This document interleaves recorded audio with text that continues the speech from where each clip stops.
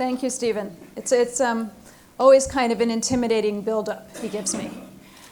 But on behalf of myself and my colleagues Roger and Charles and Lizzie and Whitney, who you'll meet over the next day and a half, I also want to thank you for sticking with us and being here. Because as everyone knows, it wasn't supposed to be like this. We were supposed to be here at a time when leaves were falling and those sheep in the meadow next door were maybe scrounging around a little bit for food. And I had a speech written for that time that talked a lot about Marie Antoinette and let them eat Prada cake and stuff like that. It was good. But events caught up with it as they caught up with all of us. Kind of scary events. Still, being here when the magnolia trees are blooming and there is actual growth in the air is perhaps not such a bad thing after all. So I'm going to pause for a moment before we get to the main business of the day, because the mayor of Paris has something to say to you all. Mesdames et messieurs, chers amis, ladies and gentlemen, dear friends, en tant que maire de Paris, je voudrais très chaleureusement souhaiter la bienvenue ici, dans ma ville, à la New York Times Luxury Conference. It is such a pleasure to welcome you to Paris. Thank you so much for coming. I want to thank every one of you, and especially the team from the New York Times who decided to postpone the event after the attacks in November and confirmed the conference now in April. That means a lot to us. I'm a great fan of the New York Times, a world-class partner and a media reference to me. L'année dernière, Paris a été touché, mais Paris a retrouvé son énergie, son dynamisme, sa force grâce au courage des Parisiennes et des Parisiens et grâce aussi aux millions de visiteurs internationaux qui sont accueillis dans notre ville chaque année. Paris est une ville ouverte, une ville de mélange, de brassage, de diversité. Paris est une métropole innovante qui vibre de tant de rencontres et d'activités différentes. Les étudiants, les scientifiques, les entrepreneurs, les artistes, ils sont partout chez eux. Paris is an innovative and open and vibrant city.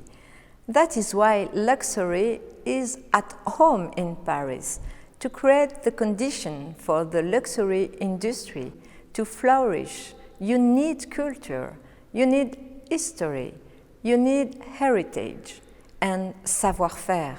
But you need also fresh ideas, new vision, creativity, imagination, inspiration. Paris brings all of this. Dans le monde entier, ce secteur du luxe fait face à de très nombreux défis. Les nouvelles technologies, le marketing viral, la crise des matières premières, la formation professionnelle. Nous avons besoin de vos idées et de vos débats pour les relever ensemble. C'est l'objet de cette conférence internationale et je suis si heureuse qu'elle se tienne à Paris. Le cœur du luxe bat à Paris. Nos maisons de couture, nos grands groupes, nos entreprises familiales, nos artisans, nos universités, nos écoles d'art et de design également, nos ateliers de fabrication, nos incubateurs de start-up créent un écosystème vivant qui offre au luxe une envergure mondiale. So, in this time of new challenges, you can count on Paris, more than ever, to be your city, now and in the many years to come. Thank you so much. See you soon.